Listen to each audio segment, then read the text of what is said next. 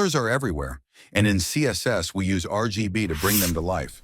RGB stands for red, green, and blue, the foundation of how we write colors in web design. Let's break it down. R is for red, G is for green, and B is for blue.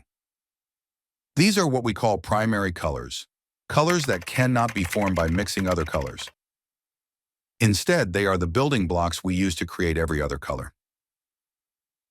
Now, the big question is, how much of each color do we need to form a specific color? For example, take this color on the screen. How much red does it need? How much green? And how much blue? In RGB, we use numerical values to define these portions.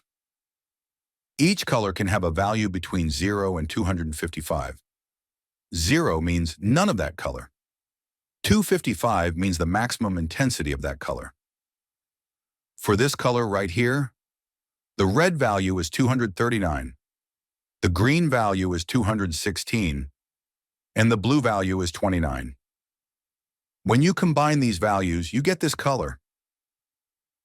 Let's try a few more examples. This color has an RGB value of 127/1950. This one has an RGB value of 30, 225, 247. And this one here has an RGB value of 120, 46, 141. Notice how tweaking the values changes the color completely. Now let's get practical. Imagine we want to change the background color of a button using RGB. We would write background color RGB 15, 23, 42. This would turn the button blue. Try it out yourself by replacing the RGB values to see how the button changes.